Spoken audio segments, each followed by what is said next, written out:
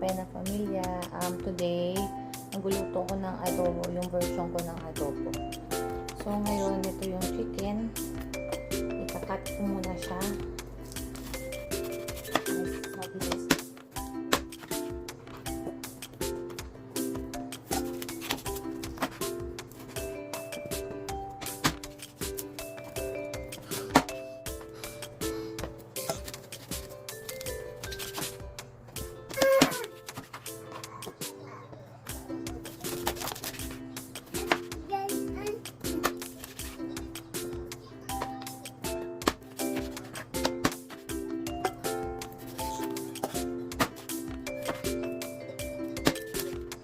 Kaya, so ngayon hugasan ko na siya.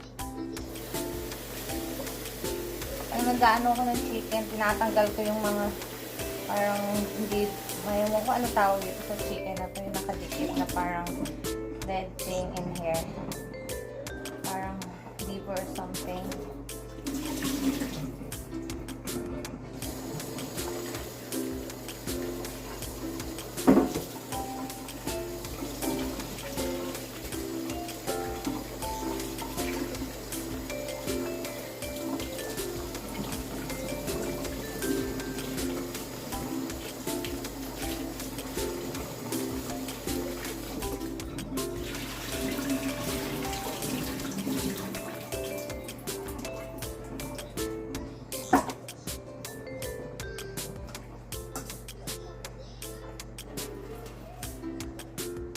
Make sure na drain siya.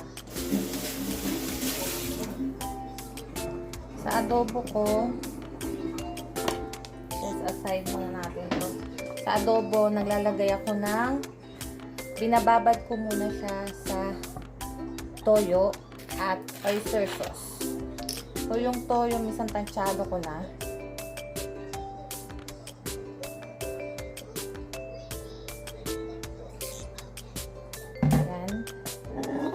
Tapos oyster sauce.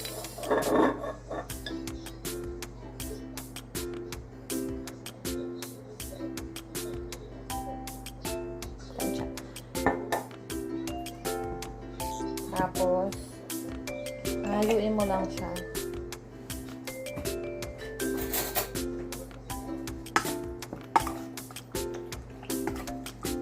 I-cover mo siya dun sa toyo at oyster sauce, yung chicken.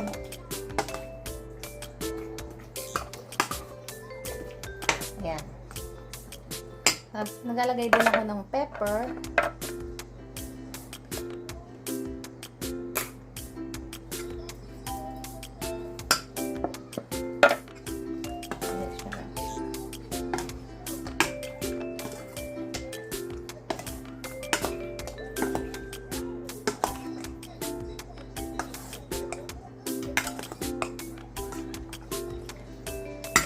Ayan siya, guys. Yan. So, yan. Lilive ko muna siya ng siguro mga 30 minutes. Para mas, maglumasa siya. So, yan. So, guys, babalikan ko kayo mamaya kapag start ko na lutuin yung chicken. Okay? Hi, guys. I'm back. Habang hinintay ko pala yung binababad ng chicken, magkakat muna tayo ng onions. Yung onion sa aking adobo. Ayan.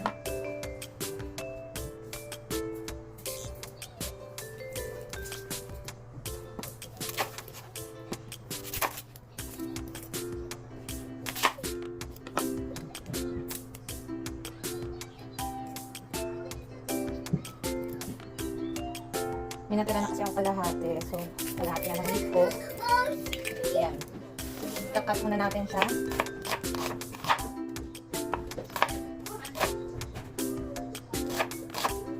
Ayan. And meron akong naka-ready garlic. Ayan. Naka-ready na siya. So, ayan. Ready na yung garlic natin. Ready na yung onion. So, yeah. Wait na lang natin siya yung chicken. Mag-absorb para mas malasa. Okay, guys. Balikan ko kayo. Ito na yung onion ko kanina.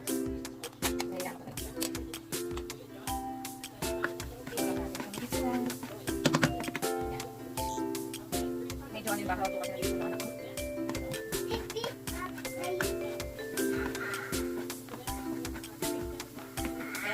brownish.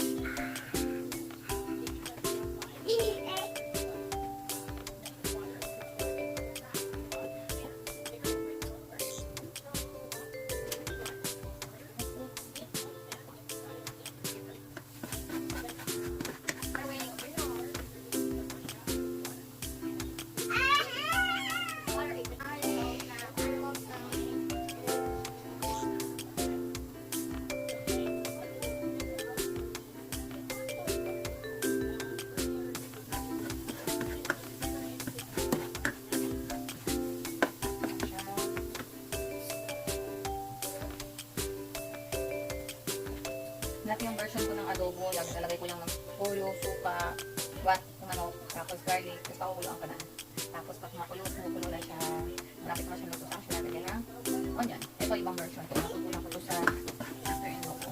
Nung nasa Pilipinas kami, meron siyang sariling version ng adobo. May naturo din sa akin, so share niya sa akin. Mas natatarapan sila dito sa version na ito. Ito na yung lagi kong version na ginagawa ng oyster sauce.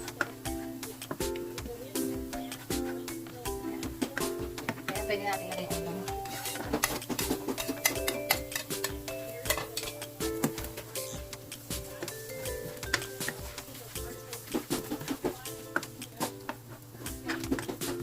Alam ko maraming version ang adobo. So, it's another version.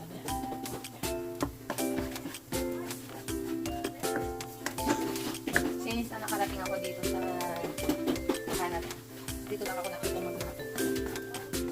Medyo nasa Pinas ako, nagluto ako ng sinigang, napakadali lang naman.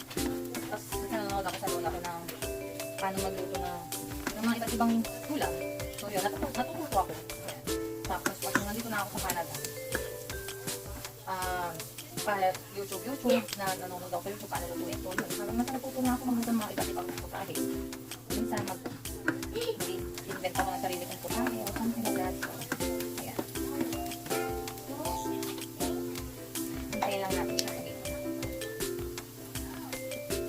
Naluto ng onion, tapos saka natin lalagay na yung chicken.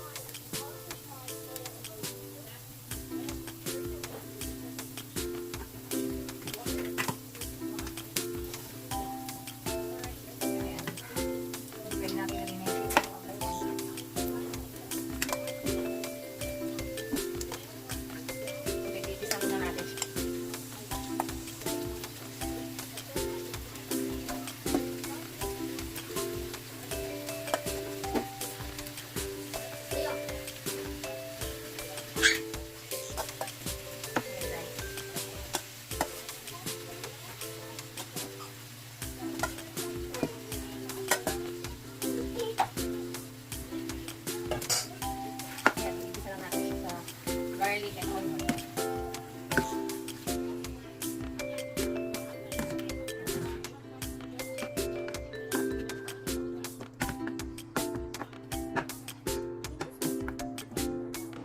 Guys, balikan lang natin siya mamaya-maya. Tapakpan ko muna siya para magano yung chicken, magsabaw habang nagtitisa siya. So, balikan natin siya mamaya, guys.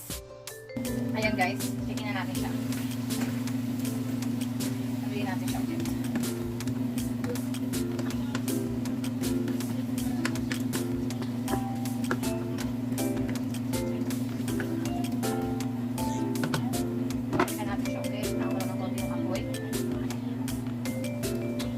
Guys, chicken natin siya ulit. Medyo nagtutubig na siya dahil yung katas ng chicken.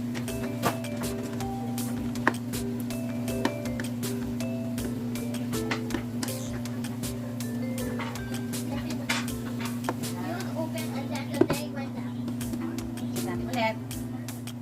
Ayan guys, medyo okay na siya. Nalagay ko muna itong natirang pinagbabara ng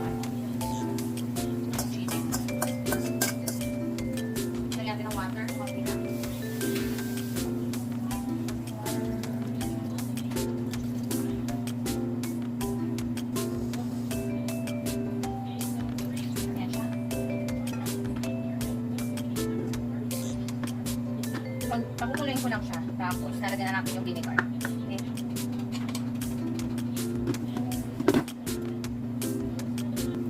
Ayan guys, nakakulo na siya. So, lalagyan lang natin siya ng vinegar. Usually, isang ganito lang ang vinegar.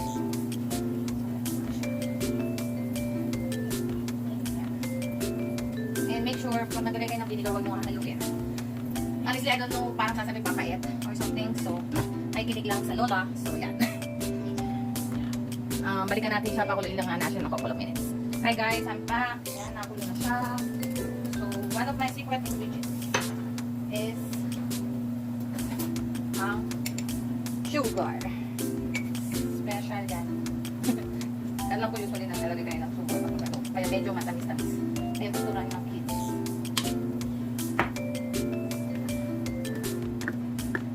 Medyo masabaw yung aking adobo. Hindi ako.